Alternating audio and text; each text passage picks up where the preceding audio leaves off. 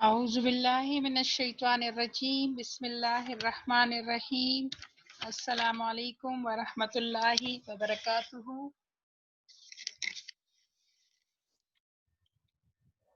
First year کے طلبہ و طالبات کو اردو کی آن لائن کلاس میں خوش آمدید۔ آپ بہترین صحت کے ساتھ ہوں گے، اس امید کے ساتھ ہم آج کی لیکچر کا آغاز کرتے ہیں۔ آج اردو آن لائن کلاس میں آپ کا 13واں لیکچر ہے۔ آج کے لیکچر میں ہم غزل پڑھیں گے خواجہ میر درد کی۔ خواجہ میر درد کا تعارف آپ کی کتاب کے پیج نمبر 165 پر موجود ہے۔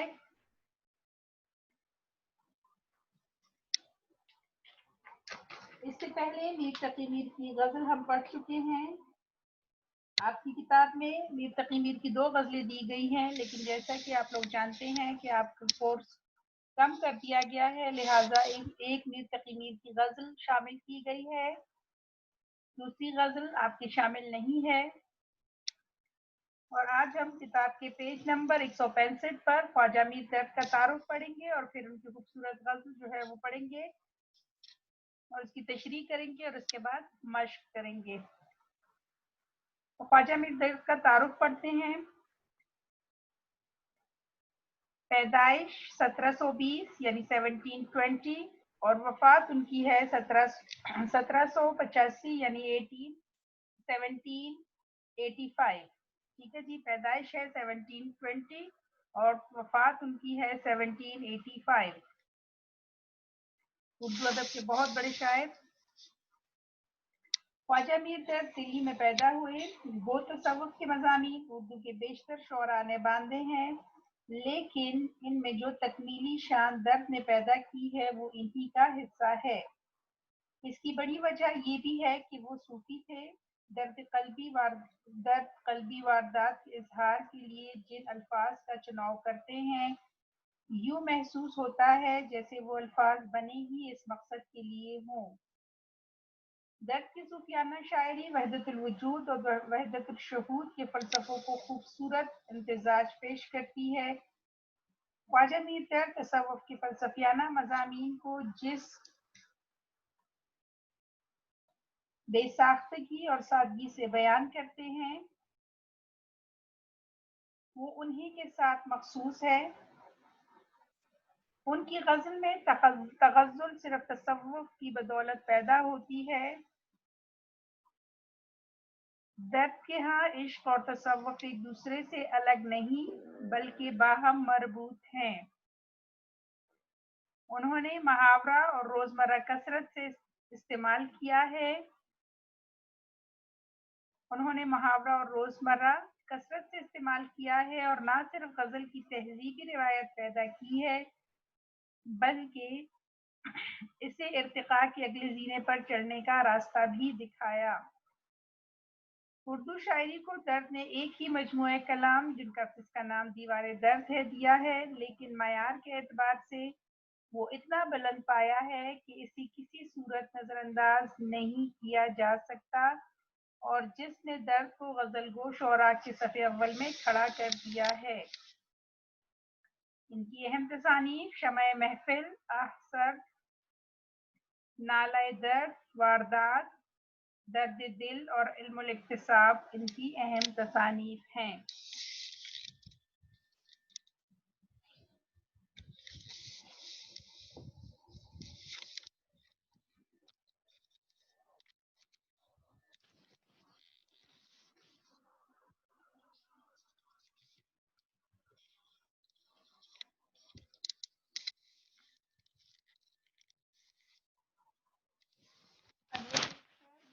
موجود ہیں پیج نمبر 166 پر۔ قتل عاشق کسی معشوق سے کچھ دور نہ تھا، پر تیرے عہد کے آگے تو یہ دستور نہ تھا۔ رات مجلس میں تیرے حسن کی شعلے کی حضور، شمع کے منہ پہ جو دیکھا تو کہیں نور نہ تھا۔ ذکر میرا ہی وہ کرتا تھا صریحاً، لیکن मैं जो पहुंचा तो कहा खैर ये मज़कूर न था, बावजूद ये कि परोबाल न थे आदम की, वहां पे पहुंचा कि फरिश्ते कभी मकदूर न था, मकदूर किस्मत। परवरिश गम की थी या कि तेरे या तईद तो की देखा, कोई भी दाग हसीने में कि नासूर न था, मुहतसिब आज तो मैं खाने में तेरे हाथों, दिल न था कोई कि शीशे की तरह चूर न था, दर्द के मिलने से ए यार बुरा क्यों माना, इसको कुछ और तेरे और सिवा दीद के मंजूर न था। दीवाने दर्द से जो है ये गजल ली गई है और इसको मुरतब करने वाले जिल्लुर रहमान दाऊदी हैं।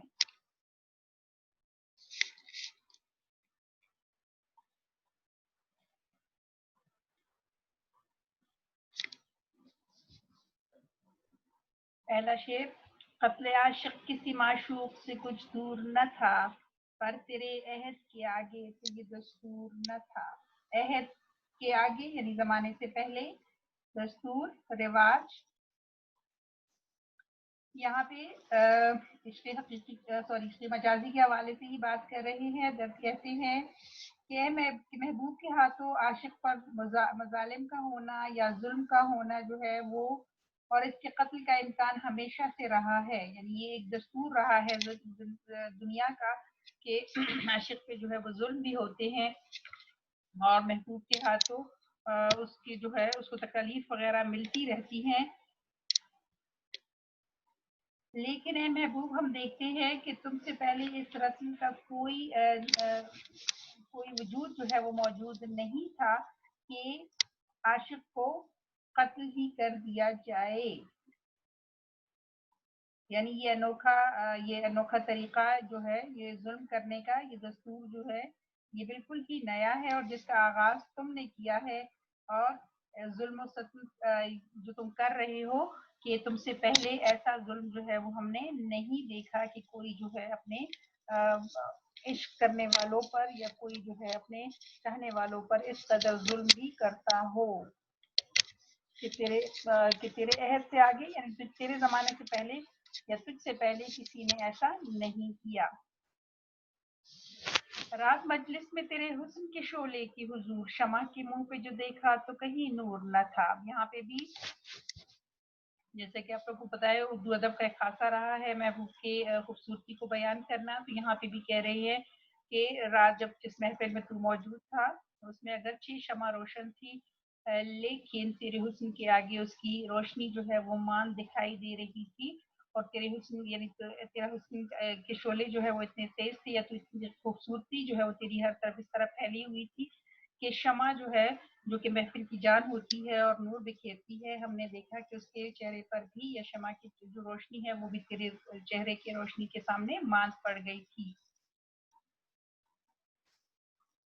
जिक्र मेरा ही वो करता था सरीहन, लेकिन मैं जो पहुंचा तो कहा खैर ये मज़कूर न था। अब यहाँ पे भी मीर दर्द जो है वो महबूब की एक अदा की बयान कर रहे हैं, एक अदा के बारे में बता रहे हैं कि अगरचे वो हर जगह मेरा जिक्र करता है क्योंकि वो जानता है कि मैं सच्चा आशिक हूँ और वो अपनी बातों में मेरा जिक्र करता है रहता है, लेकिन जब मैं एक के जिक्र मेरा ही वो करता था सरीहन, लेकिन मैं जो पहुंचा तो कहा खैर ये मज़कूर न था, लेकिन वो एक दिन महफिल में था और अपने दोस्तों से मेरे बारे में ही बात कर रहा था, लेकिन जैसे ही मैं वहां पहुंचा तो मुझे देखते ही उसने जो है अपनी आ, बात का जो रुख है वो तब्दील कर लिया। और वो कह रहे हैं कि वो अगरचे मेरा ही जिक्र कर रहा था, लेकिन मेरे वहां पहुंचने पर उसने उस बात को अधूरा छोड़ दिया और उसने कहा कि नहीं नहीं मैं मतलब इस मौजू को रहने दो और मैं इस मौजू पर बात नहीं करना चाहता, यानी मेरे सामने वो मेरा जिक्र नहीं करता।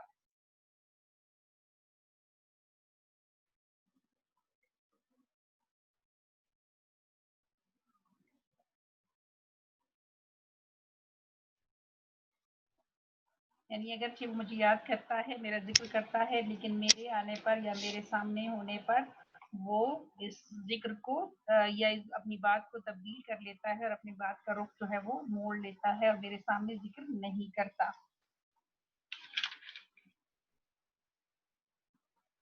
बावजूद ये कि परोबाल न थे आदम के, वहाँ ये पहुंचा वहाँ पे पहुंचा के फरिश्ते कभी मकदूर न था.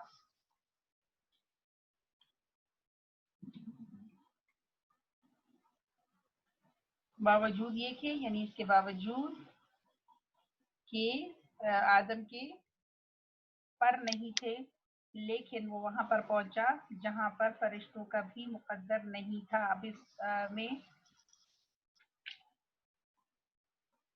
इंसानी अजमत के बारे में बात की गई है कि, और ये जो है तलमी का शेर होता है जिसमें कोई एक ऐसा वाकया या तो कोई तारीखी शख्सी किसी तारीखी शख्सियत का जिक्र हो या किसी तारीखी वाक़े की तरफ इशारा किया गया हो, तो वो शेर जो है वो तलमीह का शेर कहलाता है. तो यहाँ पे भी तलमीह जो है वो इस्तेमाल हुई है हज़रत आदम अलैहिस्सलाम के हवाले से कि अगरचे अल्लाह ताला ने इंसानों को या हज़रत आदम अलैहिस्सलाम को पर नहीं दिए थे, लेकिन इसके बावजूद वहां पे पहुंचा कि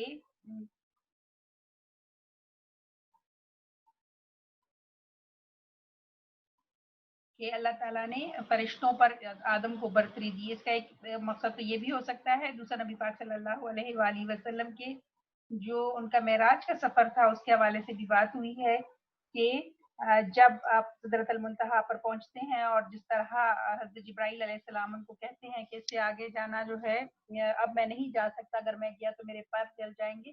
तो उस वाक़े की तरफ भी इशारा मिलता है कि अगरचे इंसान के तो पर भी नहीं थे, लेकिन अल्लाह ताला ने इंसान की मुक़द्दर में वो चीज़ लिख दी जहाँ फरिश्ते भी जाने से कतराते थे, या वो मकाम इंसानों को बख्शा गया कि जो फरिश्तों को भी हासिल नहीं था. तो ये तलमीह का शेर है और इसमें हम दोनों वाक़यात जो है उनका बयान कर सकते हैं.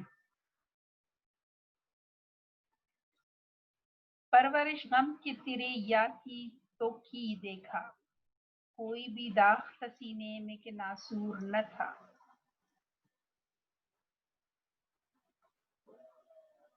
अब यहाँ पे इस शेर में महबूब की तरफ से मिलने वाले जख्मों का और या तकालीफ का जिक्र है कि किस तरह उसकी तरफ से मिलने वाला एक एक जख्म जो है वो हमारे दिल पर नक्श होता गया. और वो अब यहाँ पे शायद कह रहे हैं कि तेरी तरफ से मिलने वाले जो गम हैं उनकी मैंने परवरिश की, उनको मैंने बहुत संभाल कर रखा और अपनी जान से ज्यादा उनको अजीज रखा, क्योंकि तेरी तरफ से मिलने वाले गम जो है वो मुझे वो भी अजीज है.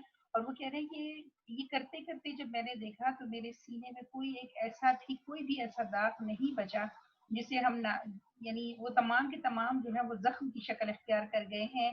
और इसे नासूर कहना जो है, यानी वो जख्म जिसका अब इलाज भी नहीं है, वो एक ऐसे जख्म बन गए हैं, यानी वो तकालीफ जो है वो दुख जो है वो अब एक ऐसे मर्ज की शक्ल इख्तियार कर गए हैं कि जिनका इलाज भी मुमकिन नहीं रहा.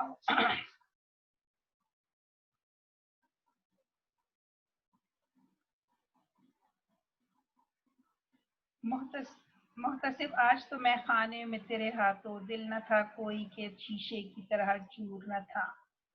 मोहतसिब एहतसाब करने वाला, अच्छाई और नेकी के बारे में बताने वाले.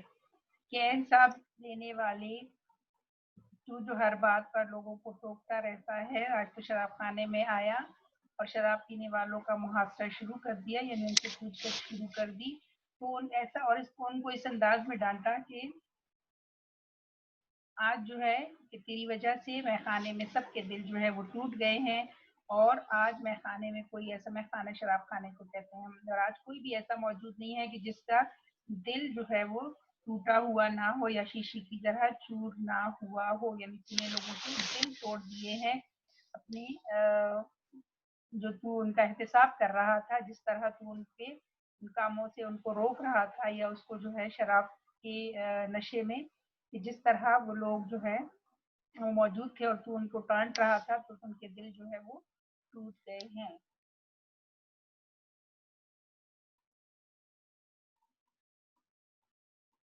यानी तू तो उनको बुराई से रोक रहा था, लेकिन तुझे नहीं पता कि तू खुद जो है दिल तोड़ने का कितना बड़ा जुर्म जो है वो कर रहा था. क्योंकि दिल तोड़ना जो है वो भी एक जुर्म के बराबर है और तू खुद भी इस बुराई में मुब्तला हुआ था. درد کے ملنے سے اے یار برا کیوں مانا، اس کو کچھ اور سے سوا دید کے منظور نہ تھا۔ مقطع میں کہتے ہیں کہ میں صرف تیری محفل میں سی آیا تھا کہ میں تجھے دیکھ سکوں، تیری دید کے سوا مجھے اور کچھ منظور نہیں تھا، لیکن میرا آنا تجھے وہاں پہ اگر میں آیا تیری محفل میں تو تجھے برا کیوں لگا، میں تو تیرے صرف دید کے لیے آیا تھا، صرف تجھے دیکھنے کے لیے وہاں پر آیا تھا، اس کے سوا مجھے اور وہاں پر آنے کی کوئی جو ہے میری وجہ نہیں تھی، اس لیے تو میرے وہاں پہ آنے پر اگر تو خفا ہوا ہے تو تو برا کیوں مناتا ہے۔ اچھا جی، مشق دیکھ لیتے ہیں۔ الفاظ، قتل عاشق کسی معشوق سے کچھ دور نہ تھا، رات مجلس میں تیرے حسن کی شعلے کے حضور ہوا پہ پہنچا کے فرشتے کبھی مقرور نہ تھا، محتسب آج تو میں خانے میں تیرے ہاتھوں درد کے ملنے سے اے یار برا کیوں مانا۔ پھر جی ردیف کسے کہتے ہیں، پہلے بھی آپ لوگ پڑھ چکے ہیں۔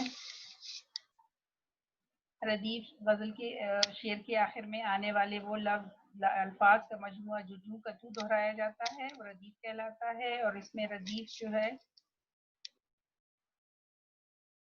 نہ تھا، ٹھیک ہے جی، اس غزل کی ردیف جو ہے وہ نہ تھا ہے۔ پھر دور دستور مذکور وغیرہ اس غزل کے قافیے ہیں، ایسے 5 ہم قافیے الفاظ لکھے جو اس غزل میں موجود نہ ہوں تو یہ جو ہے آپ دوسرے غزلوں سے بھی آپ لے سکتے ہو، حور، مجبور، سرور، صبور، غرور وغیرہ، تو یہ آپ دوسری جو آپ کی غزلیں ہیں ان میں سے آپ ہم قافیہ الفاظ جو ہے وہ لکھ لیں گے۔ اچھا جی، اگلا سوال آپ کا ہے کنایہ قریب اور کنایہ بعید میں مثالوں کی مدد سے فرق واضح کریں۔ کنایہ کیا ہے؟ کنایہ آپ جانتے ہیں کہ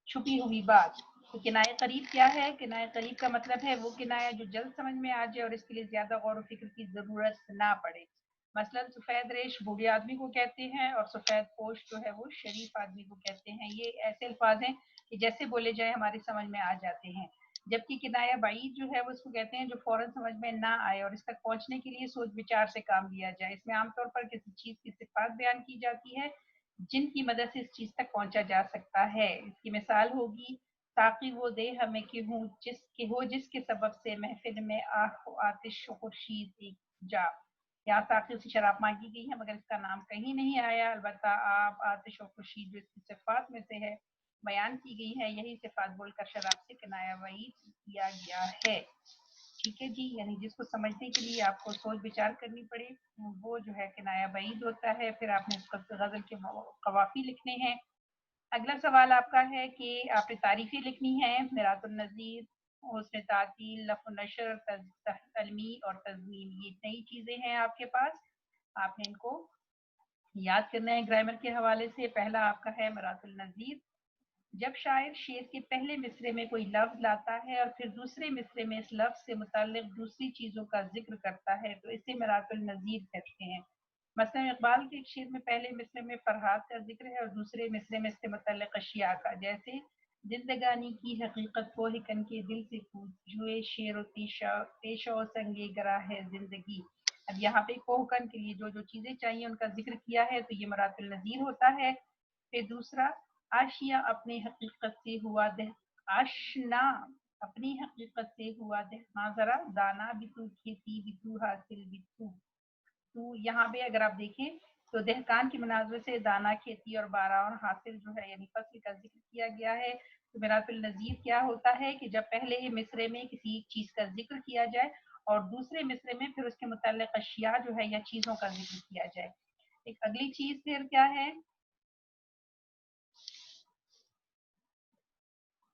حسن تعلیل، جب شاعر شعر میں کسی چیز کی ایسی وجہ یا سبب بیان کرتا ہے جو در حقیقت اس کی وجہ نہیں ہوتی، اسے صنعت حسن کی تعلیل کہتے ہیں، اسے صنعت حسن تعلیل کہتے ہیں، ٹھیک ہے، کوئی ایسی وجہ یا علل آپ نے پہلے بھی پڑھا تھا کہ یہ وجہ کو کہتے ہیں، لیکن شعر میں کسی چیز کی ایسی وجہ بیان کرنا جو دراصل اس کی وجہ نہیں ہوتی وہ جو ہے اس کو حسن تعلیل کہتے ہیں، جیسے تمہارے شہیدوں میں شامل ہوئے ہیں گلو لالا गुले लाला वार गवा कैसे कैसे, इसमें शायद सुर्ख रंग के फूलों के खिलने की वजह बयान करते हैं कि महबूब के सुर्ख रंग से ये फूल मुतासिर हुए हैं। हालांकि फूलों के सुर्ख रंग की वजह या सबब जो है वो तो कुदरती होता है, ये नहीं होता कि वाकई में महबूब की वजह से फूल जो है वो सुर्ख हो गए हैं। इसकी दूसरी मिसाल अगर देखें, बेसबब जलजला आलम में नहीं आता, कोई बेताब तहक़ाक़ तड़पता होगा। अब जलजले का सबब जो है वो ये तो नहीं होता कि कोई वाकई में तहक़ाक़ जो है वो तड़प रहा है, लेकिन शायर ने यहाँ पे जलजले आने का वजह जो बयान की है वो उसकी असल वजह नहीं है। तो यहाँ पे भी हम कह सकते हैं कि उसने तालील जो है वो इस्तेमाल हुआ है।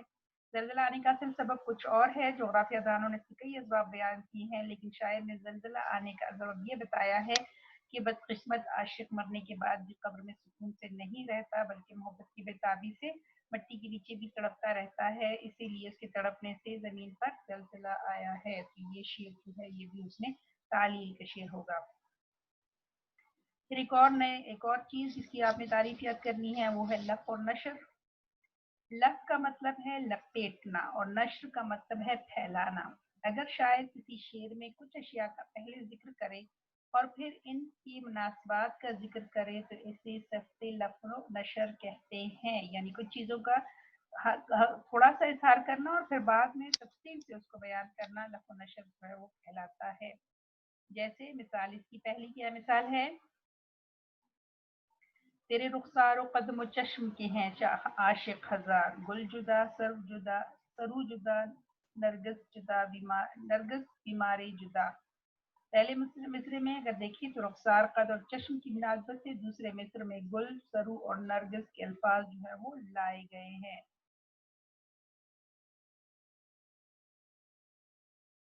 फिर दूसरी मिसाल में बराबरी का तेरी गुल ने जो ख्याल किया, सबा ने तुम्हारे मार तमाचे मुंह उसका लाल किया।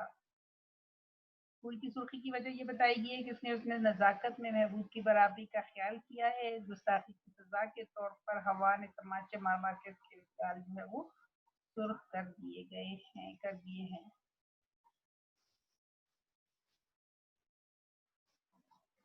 यानी एक मिसरे में कुछ चीज़ों का जिक्र करना और दूसरे में उसी की मुनासबात का जिक्र करना या उसी मुनासबत से मजीद वजाहत कर देना जो है वो लफ़ नशर कहलाता है। तलमीह भी हमने इसके बारे में भी आपको तशरीह के दौरान भी मैंने बताया। तलमीह जब शायर अपने कलाम में किसी कुरानी या तारीखी वाक़े, दास्तान या कहानी की तरफ इशारा करे तो इसे सनत तलमीह कहते हैं।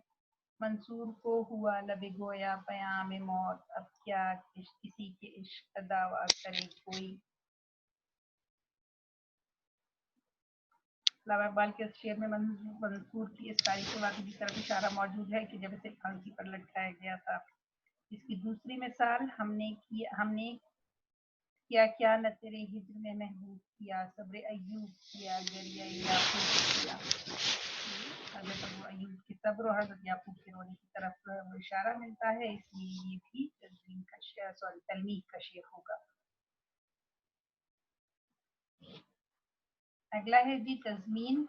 तज़मीन के लुग़वी मायने में लाना या शामिल करना। इल्म बदी की रूह से तज़मीन से मुराद किसी शायर के एक मिसरे पर दूसरा मिसरा लगाना, यानी जब शायर किसी दूसरे शायर के एक मिसरे के साथ अपना मिसरा लगाता है तो इसको सनती तज़मीन कहते हैं। दूसरे शायर के मिसरे को वावैन में लिखा जाता है। इसकी है पहली, यानी एक मिसरा शायर का अपना होता है और दूसरा किसी मसरूफ शायर का वो ले लेता है, उसको कॉमास के अंदर या वावैन के अंदर लिखता है, तो वो तज़मीन का शेर कहलाता है। आजकल ये है नमाज और कभी वो थी नमाज, एक ही सब में खड़े हो गए महमूद और अयाज। इस शेर में पहला मिसरा सैयद मोहम्मद जाफरी का और दूसरा इकबाल का है।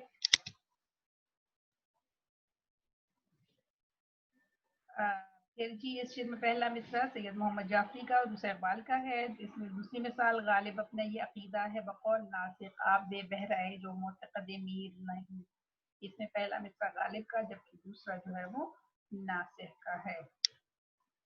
फिर जी आपने गजल में से अपना पसंदीदा शेर लिखना है और वजह भी बयान करनी है। जैसे कि यहाँ उन्होंने बताया है कि इनको ये शेर पसंद है, बावजूद ये कि परोबान न थे आदम के, वहाँ पे पहुंचा के फरिश्ते कभी मकदूर न था کہ خواجہ میر در کا یہ شعر جو ہے کیونکہ اس میں تصوف تغزل کا ایک دل فریب اور دلاویز امتزاج ہے، اور ہم کہہ سکتے ہیں اس میں ایک تاریخی واقعے کی طرف نشاندہی کی گئی ہے، اس لیے یہ شعر جو ہے وہ پسندیدہ ہے۔ آپ اپنی پسند کا کوئی شعر لکھ لیجیے گا۔